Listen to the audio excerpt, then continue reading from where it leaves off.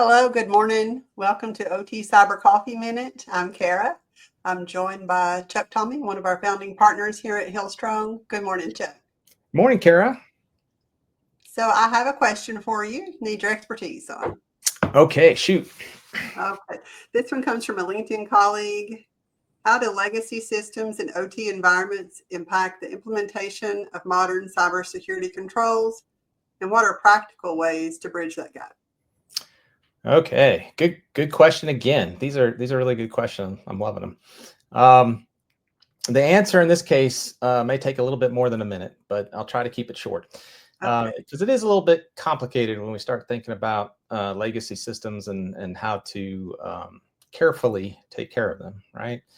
I think one of the big themes that's out there that really drives this is the whole convergence theme, right? Everybody's trying to make things easier to manage, having singular ways to manage things makes it easier. But when we have these legacy devices in our systems, it makes it much more difficult to do that if it's possible at all, right? So I think when we think about it from the management lens, it's really hard and a lot of times to get data from some of these legacy devices from a security perspective, right? They may not have a way to set them up to log to a SIM system or other logging type systems. They may not have a way to on the device add layers of access controls. They may not have a way to add encryption, especially the more modern versions of encryptions like TLS 1.3, which is kind of like the current, de facto standard. So those are a lot of the issues, right, that we see is that they just don't have the capabilities that modern devices have. But there are, a lot of good strategies out there, and they're not, really that different. It's just making sure that as you're applying all the ideas and concepts that are out there, requirements from a standards perspective, that you're taking into account the fact that you do have legacy systems that may have to be handled a little bit differently, but you still need to handle them, right? So things like, just knowing what you have is a basic thing, right? Knowing that you have legacy things and not just that it's a legacy item that doesn't have certain capabilities, but what capabilities does it have, right?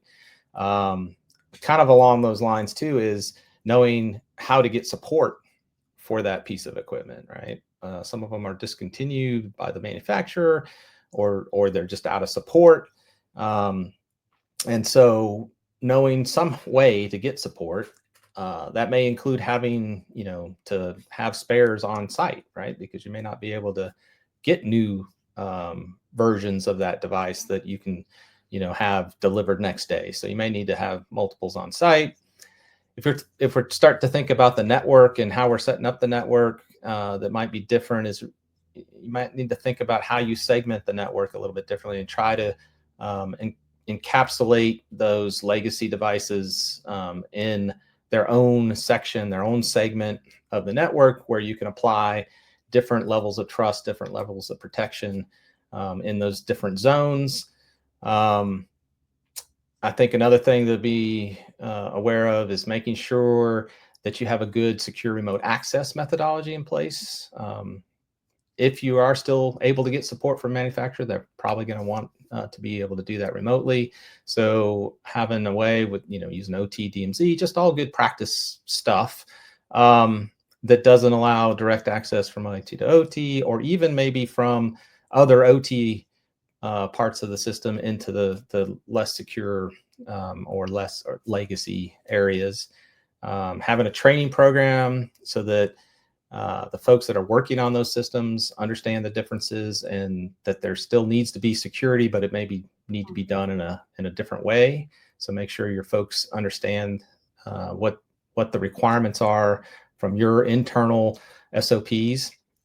And then, I think having a strategic plan in place too, right? To make sure that you understand you have the legacy. How are you going to manage that over time, either looking forward to the point where you can replace it, or again, as you're adding more layers of security, that you're still taking those legacy devices into account.